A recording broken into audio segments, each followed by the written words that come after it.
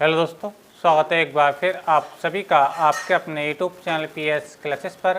तो दोस्तों, आज के इस वीडियो लेक्चर में हम पढ़ेंगे पीएन संधि डायोड को पूर्ण तरंग दृष्टिकारी के रूप में किस प्रकार प्रयोग किया जाता है। दोस्तों, आपको बताते चलें कि इससे पिछले वीडियो लेक्चर में हमने आपको पढ़ाया था कि पीएन संधि डायोड को अर्ध तरंग दृष्टिकारी के रूप में कैसे यूज करते हैं। साथ ही साथ उस वीडियो लेक्चर में मैंने आपको बताया था कि इन दोनों क्वेश्चन में से आपको बोर्ड एग्जाम में एक क्वेश्चन जरूर देखने को मिलेगा।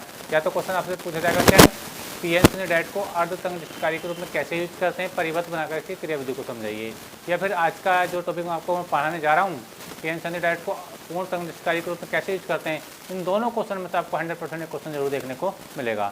आप लोगों से मैं रिकमेंड करूँगा कि इन दोनों क्वेश्चन की तैयारी करके आप जरूर जाएँ स्टूडेंट। ठीक है, चलिए शुरुआत करते हैं वीडियो लेक्चर की। और आज हम समझेंगे पीएन संधि डायोड को पूर्ण तरंग दृष्टिकारी के रूप में कैसे यूज करते हैं। स्टूडेंट, पीएन संधि डायोड को पूर्ण तरंग दृष्टिकारी के रूप में कैसे यूज करते हैं, उससे संबंधित जो डायग्राम है मैंने समय बचाने के लिए ऑलरेडी स्क्रीन पर बना करके रखा है। ठीक है, स्क्रीन पर आप देख पा रहे होंगे बच्चों, इसके अंदर दो पीएन संधि डायोड लगाए हैं। एक पीएन संधि डायोड ये है, एक दूसरा पीएन संधि डायोड ये है।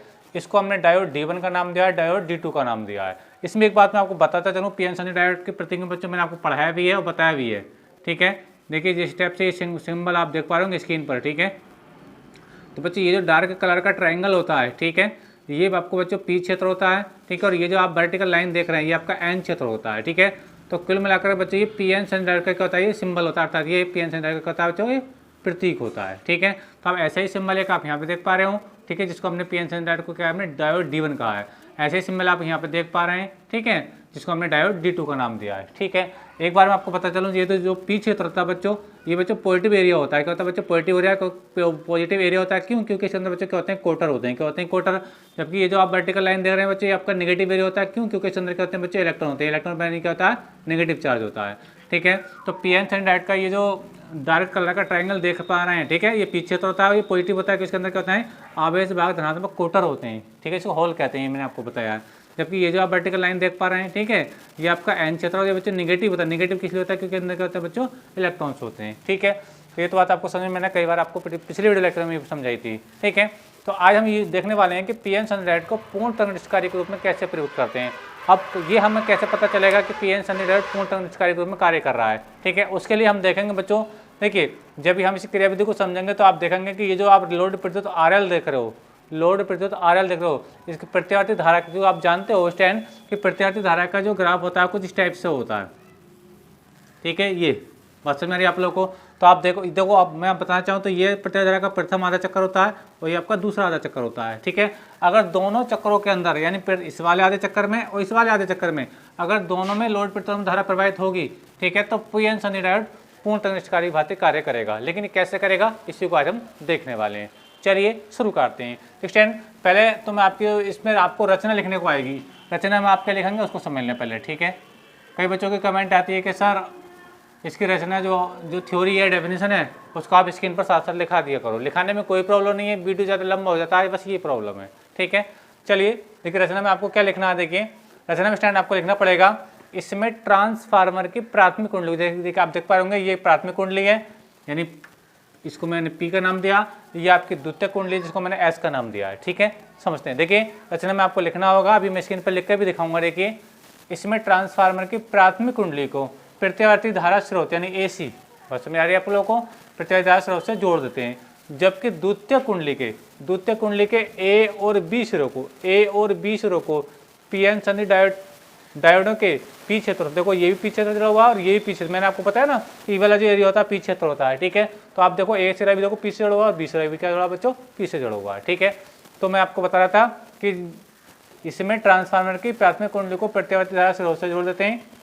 ठीक है, जबकि द्वितीय कुंडली के A व B सिरों को पीएन संधि डायोडों के पी क्षेत्रों से जोड़ देते हैं। जबकि एन क्षेत्रों को परस्पर संबंधित करके लोड प्रतिरोध RL द्वारा, ठीक है, द्वितीय कुंडली के मध्य बिंदु S से जोड़ देते हैं। चलिए ये तो इसकी थ्योरी, इसकी रचना में लिखना आपको। चलिए मैं लिखकर दिखा देता हूँ। काफी बच्चों के कमेंट आते हैं कि सर इसकी रचना को साथ साथ लिखवा दिया करो या डेफिनेशन को लिखवा दिया करो। तो रचना में क्या लिखेंगे, इसमें ट्रांसफार्मर की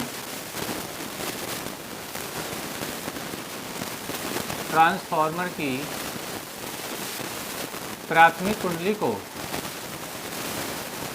प्राथमिक कुंडली को प्रत्यावर्ती धारा स्रोत, प्राथमिक कुंडली को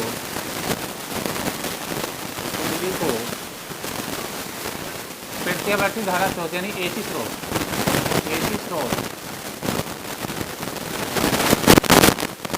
से जोड़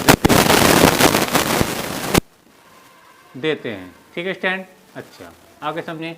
जबकि द्वितीय कुंडली के एवा विसर्ग को, ठीक है, जबकि द्वितीय कुंडली के एवा विसर्ग को जबकि जोड़ देते हैं। ठीक है, जबकि द्वितीय कुंडली के यानी दूसरी कुंडली के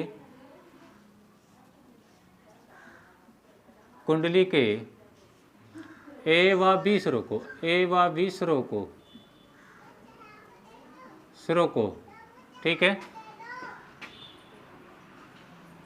पीएन संधि डायोडों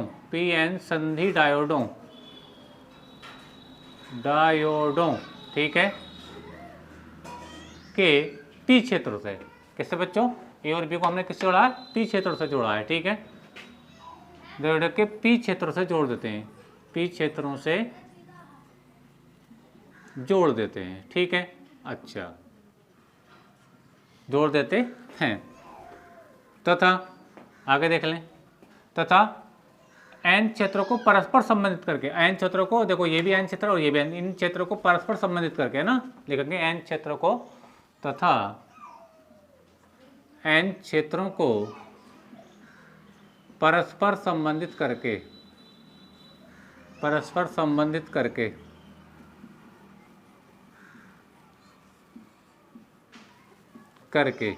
द्वितीय कुंडली के मध्य बिंदु एच से जोड़ देते हैं, है ना, परस्पर संबंधित करके लोड प्रतिरोध, इसको भी लिख देते हैं लोड प्रतिरोध आरएल द्वारा, लोड प्रतिरोध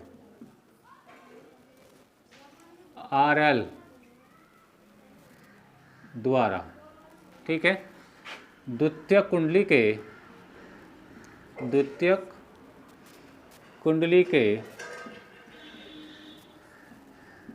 मध्य बिंदु एस से जोड़ देते हैं, तो स्टैंड इतना तो आपको लिखना है। ये तो इसकी रचना हो गई, ये तो आपको बच्चों रचना लिखनी है। अब इसकी क्रियाविधि क्या है देखो, उसको समझाएंगे। तो रचना तो आपको समझ में आ गई होगी। रचना में सीधा आपको यही लिखना है, इसमें ट्रांसफार्मर के प्राथमिक कुंडली को प्रत्यावर्ती धारा स्रोत से जोड़ देते हैं, जबकि द्वितीय कुंडली के ए व बी सिरों को पीएन संधि डायोड के पी क्षेत्रों से जोड़ देते हैं, जबकि एन क्षेत्रों को परस्पर संबंधित करके लोड प्रतिरोध आरएल द्वारा पीएन संधि डायोड द्वितीय कुंडली के मध्य बिंदु सी से द्वितीय कुंडली के मध्य बिंदु एस से जोड़ देते हैं। तो वही मैंने लिखा है, आप देखिए, आप इसका स्क्रीनशॉट ले लीजिए। अब मैं आगे इसकी क्रियाविधि को समझाने वाला हूँ। अगर यहाँ तक की बात स्टूडेंट आप लोगों को समझ में आ गई है तो आप लोगों से मेरा विशेष रिक्वेस्ट है, अपनी मेहनत का प्लीज वीडियो को लाइक और शेयर जरूर कर दीजिए। चैनल पर नए हैं तो चैनल को सब्सक्राइब कर लीजिए, बेल आइकन का बटन जो दबाइए, ताकि जैसे जैसे मेरी कंटिन्यू वीडियो आए उनका नोटिफिकेशन आप लोगों को समय से प्राप्त होता रहे। चलिए आप इसका स्क्रीनशॉट ले लीजिए, अब मैं इसी क्रियाविधि को समझाने वाला हूँ। ठीक है, चलिए लीजिए इसका स्क्रीनशॉट। तो ये रचना मैं आपको बता चुका हूँ, अब इसकी जो वर्किंग है वो मैं आपको समझाऊंगा स्टैंड। ठीक है, चलिए उम्मीद करता हूँ समझ में आ गया होगा। अब मैं देखिए इसको मैं थोड़ा साफ कर रहा हूँ, इसकी अब क्रियाविधि आपको समझाने वाला हूँ। तो चलिए इसको थोड़ा मैं रफ कर देता हूँ। ठीक है, बात समझ में आ रही है।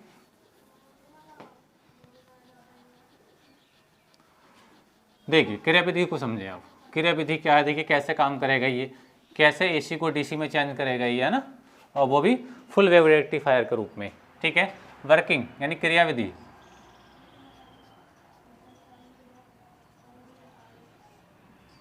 क्रियाविधि को समझें। देखिए फ्रेंड, जैसे कि आप लोग जानते हैं, क्या जानते हैं कि प्रत्यावर्ती धारा का जो ग्राफ होता है वो कुछ इस टाइप से चलता है, जैसे कि मैं अभी आपको थोड़ी देर पहले बता रहा था।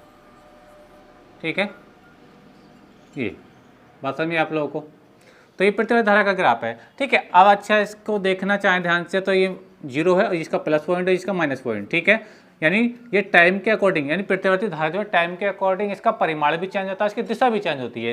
यानी ये प्रथम आधे चक्कर में क्या होती है, धनात्मक होती है। प्रथम आधे चक्कर में क्या होती है, ये धनात्मक होती है, बात समझ में आ रही है आप लोगों को। और दूसरे आधे चक्कर में क्या होती है, ये आपके बच्चों ऋणात्मक होती है, माइनस की होती है। बात समझ आ रही है। तो ये जो वैल्यू होती है यानी जो प्रथम आधा चक्कर ये प्लस का होता है, दूसरा आधा चक्कर क्या होता है बच्चों माइनस का होता है। तो हम पहले हम बात करेंगे जो प्रथम आधा चक्कर है, ठीक है। हम जो ऊपर वाला ये जो चक्कर है आपको ऊपर वाला है ना, हम इसकी बात करेंगे प्रथम आधे चक्कर में, पहले इसकी बात को देखेंगे, ठीक है, फिर इसके हम नेक्स्ट केस को समझेंगे, ठीक है। तो देखिए क्रियाविधि में आपको क्या करना होता है, क्रियाविधि में आपको बच्चों ये करना होगा, क्या थ्योरी है बच्चों, प्रत्यावर्ती धारा के प्रथम आधे चक्कर में, प्रत्यावर्ती धारा के प्रथम आधे चक्कर में जब बिंदु एस के सापेक्ष, बात को समझे, जब बिंदु ए, ठीक है, बिंदु एस के सापेक्ष धन विभव पर होता है, क्या होता है बच्चों, धन विभव पर होता है, ठीक है। जब हमने इसे कंपेयर करी है, हमने देखो बिंदु ए की कंपेयर किससे करी है, एस से करी है। अब बिंदु ए को हमने क्या माना, पॉजिटिव माना है, क्या माना है, पॉजिटिव माना है, ठीक है। तो ये बच्चों क्या होगा, ये क्या होगा बच्चों, निश्चित ही क्या होगा, नेगेटिव होगा, ये निश्चित ही क्या होगा, नेगेटिव। अगर ये नेगेटिव तो इससे नीचे का सिरा भी क्या होगा बच्चों, ये नेगेटिव होगा। बात को समझे, बस यहीं पर थोड़ा समझने की बात इसके अंदर, प्रत्यावर्ती धारा के प्रथम आधे चक्कर में बिंदु ए को लेते हैं हम बच्चों धन विभव पर और बिंदु एस को लेते हैं ऋण विभव पर। जब बिंदु एस नेगेटिव विभव पर होता है तो बिंदु बी भी क्या होता है, नेगेटिव विभव पर होता है। अब इस स्थिति में होता है क्या बच्चों, ध्यान से देखो कि ये जो प्लस वाला सिरा है कुंडली का ए सिरा, ये प्लस वाला हमने प्लस पर धन विभव पर माना है, पॉजिटिव पोटेंशियल पर माना है, ठीक है। और ये जुड़ा हुआ कैसे, देखो पीछे तरफ से जुड़ा हुआ है, बस में आपको, यानी प्लस वाला एरिया प्लस वाले से जुड़ा हुआ है। यानी कहने का मतलब ये है कि जैसे हम आपको बताया था, ये प्लस वाला एरिया होता है, यानी पेज क्षेत्र होता है, इसके अंदर क्वार्टर होते हैं, ठीक है। और हमने इसको धन विभव पर माना, तो देखो प्लस वाला कैसे जुड़ गया, प्लस से जुड़ गया, ठीक है। और जो माइनस वाला कैसे जुड़ गया, देखो माइनस वाले जुड़ गया। तो इस स्थिति में क्या होता है, जो पीएन से होता है D1 होता है, ठीक है, ये क्या होता है, अग्रभिन्नत होता है, क्या बच्चों, अग्रभिन्नत होता है, ठीक है। जिसके कारण लोड प्रतिरोध में धारा बहती है, किसमें बहती है, लोड प्रतिरोध RL में धारा बहती है। कैसे बहती है, ये धारा की मैं दिशा को आपको बताना चाह रहा हूँ, ये इस टाइप से इसके अंदर कुंडली के अंदर यानी सर्किट के अंदर धारा फ्लो होगी। लेकिन प्रत्यावर्ती धारा के प्रथम आधे चक्कर में ये तो भाई अग्रभिन्नत है, लेकिन बच्चों ये क्या होता है, उत्क्रमण होता है। ये कैसे हो गया, ध्यान समझो, ठीक है। ये क्या बच्चों, नेगेटिव माना है, ठीक है। अब ये जो बीच रहा किस जुड़ा बच्चों, प्लस, यानी इससे पीछे तक जुड़ा, और पीछे तक क्या होता है बच्चों, प्लस का होता है। यानी कहने का मतलब ये एरिया प्लस का और ये क्या जुड़ा, तो नेगेटिव विभव पर है, नेगेटिव पोटेंशियल पर है। तो जो नेगेटिव वाला प्लस से जुड़ गया ना, पॉजिटिव से जुड़ गया, तो ये संधि क्या हो गई, उत्क्रमण हो गई। यानी प्रत्यावर्ती धारा के प्रथम आधे चक्कर में जो डायोड D2 होता है, ये उत्क्रमण होता है, जिसके कारण परिपथ के अंदर कोई धारा नहीं बहती है। जबकि डायोड D1 जो होता है, प्लस वाला प्लस से, माइनस वाला माइनस से, तो ये अग्रभिन्नत होता है, जिसके कारण इस लोड प्रतिरोध में धारा क्या बहती है, इस ओर को बहती है, ठीक है। अगर मैं नाम लिखूँ C से D की ओर को धारा प्रवाह क्या होगी, C से D की ओर को धारा प्रवाहित होगी, ठीक है। बात समझ आ रही है। अच्छा, अब देखिए दूसरा आधे चक्कर की यार बात करें, ये जो आप दूसरा आधा चक्कर देख पा रहे हैं, ठीक है। दूसरा आधा चक्कर बच्चों कौन सा, ये वाला है, ठीक है। इसमें क्या देखिए, इसको समझें। देखिए अब हम क्या करेंगे, अब ए को मानेंगे नेगेटिव, ए को क्या मानेंगे हम, नेगेटिव ऊपर मानेंगे, ठीक है। बारी बारी, क्योंकि आधे चक्कर में जब उसको हमने प्लस माना है तो अब इसको माइनस लेंगे। बात समझ आ रही है। जब बच्चों हम इसको दूसरा आधे चक्कर में इसको हम नेगेटिव ऊपर लेंगे, ठीक है, तो हम इसको क्या मानेंगे, पॉजिटिव मानेंगे, क्या मानेंगे, पॉजिटिव। अगर ये पॉजिटिव तो बच्चों ये भी क्या हो जाएगा, पॉजिटिव हो जाएगा। बस बिल्कुल इसका रिवर्स है, ठीक है। तो इस स्थिति में क्या होगा, देखो ये वाला जो नेगेटिव से किससे जुड़ गया, प्लस वाले से जुड़ गया, इसका तो देखो प्लस प्लस से जुड़ गया, और देखो माइनस वाला माइनस से जुड़ लिया है। बात समझ आ रही है आप लोगों को। ध्यान देखो, हमने ये माना बच्चों, जब बिंदु प्रत्यावर्ती धारा के दूसरे आधे चक्कर में, जो लिखना अब आपको बता रहा हूँ, प्रत्यावर्ती धारा के दूसरे आधे चक्कर में जब बिंदु एस के सापेक्ष नेगेटिव विभव पर होता है, क्या होता है बच्चों, नेगेटिव विभव पर होता है, किस होता है, नेगेटिव विभव पर, ठीक है।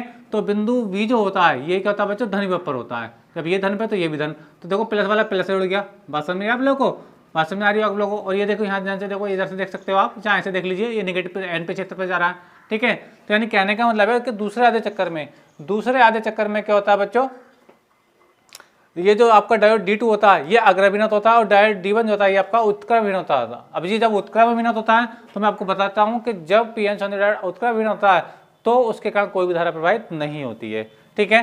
तो ये वाला प्लस से जुड़ गया तो ये संधि अग्रभिन्नत है, ठीक है। जबकि ये माइनस वाला प्लस से जुड़ गया तो ये संधि उत्क्रमण है। तो दूसरे आधे चक्कर में ये वाला डायोड काम करेगा, ये वाला डायोड काम नहीं करेगा।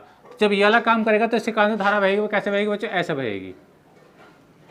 कैसे बहेगी बच्चों, ऐसे बहेगी, यानी ऐसे बहेगी। तो यानी कहने का मतलब ये है कि प्रतिवर्ती धारा के दोनों ही आधे चक्रों में, इस लोड प्रतिरोध में RL में धारा बहती है, ठीक है। जब दोनों चक्कर में बहती है तो इसलिए कहा जाता है कि बच्चों पीएन संधि डायोड पूर्ण तरंग निष्कारी भांति कार्य करता है।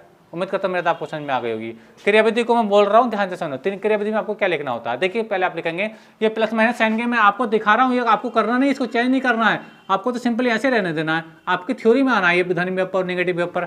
आपको क्रियाविधि में ये लिखना होगा, प्रतिवर्ती धारा के प्रथम आधे चक्कर में, जिसको मैं आपको बता रहा था ना, प्रत्यावर्ती धारा के प्रथम आधे चक्र में जब बिंदु ए बिंदु एस के सापेक्ष क्या होता है बच्चों, धन विभव होता है, तो बिंदु बी क्या होता है, नेगेटिव विभव होता है, ऋण विभव होता है। इस स्थिति में डायोड D1 अग्रभिन्नत होता है, डायोड D2 उत्क्रम अभिन्नत होता है।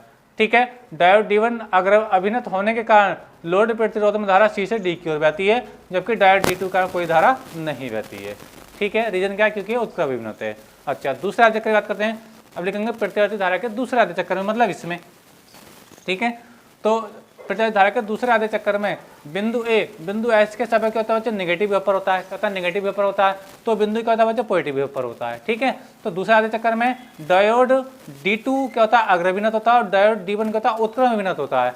ठीक है, तो डायोड D1 क्या D2 क्या अब अग्रभिन्नत हो गया, तो अब इसके कारण धारा कहाँ है, लोड प्रतिरोध में धारा ऐसे बहेगी। ठीक है, जबकि इसके कारण कोई धारा नहीं बहेगी, यानी आधे चक्कर में धारा लोड प्रतिरोध में धारा बहेगी, आधे चक्कर में तो बहेगी इसके कारण।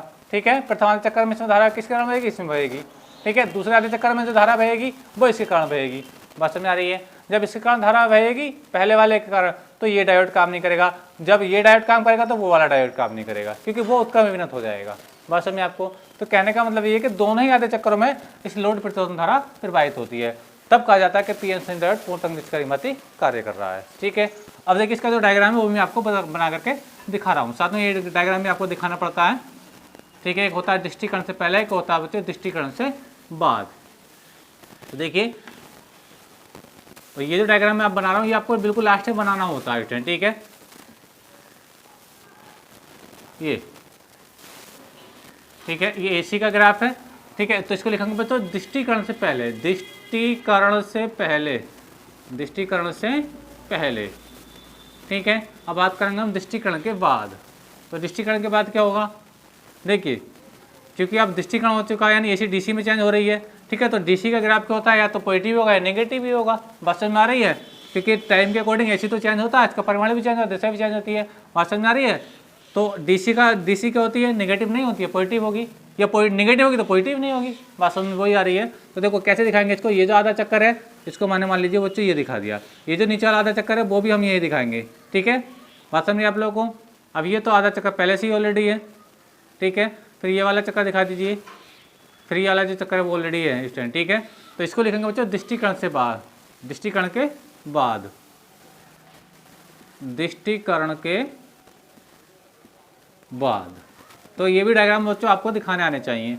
ठीक है, अर्धतंग निष्क्रिय में क्या होता है कि इसमें एक बीच का ग्राफ कट जाता है ना, जैसे कि मैंने पिछले वीडियो लेक्चर में आपको पढ़ाया था। अगर वो आपने लेक्चर देखा तो आपको अच्छे समझ में आ गया होगा इस टाइम। ठीक है, तो यही इसकी जो लैंग्वेज थी मैंने आपको समझाया, क्रियाविधि मैंने आपको समझाई, और इसकी जो कंस्ट्रक्शन रचना थी वो मैंने आपको पहले लिख करके दिखाई थी। तो आज के इस वीडियो लेक्चर में बच्चों हमने जाना कि पीएन संयुक्त डायोड को पूर्ण तंग निष्क्रिय के रूप में कैसे यूज करते हैं इस टाइम। ठीक है, तो उम्मीद करता हूँ कि आपको सारा प्रोसेस समझ में आ गया होगा, और वीडियो आपको अच्छा लगा तो प्लीज़ वीडियो को लाइक कर दिए, चैनल पर नए तो चैनल को सब्सक्राइब कर लीजिए। मिलेंगे नेक्स्ट वीडियो में, तब तक के लिए धन्यवाद, बेस्ट ऑफ लक।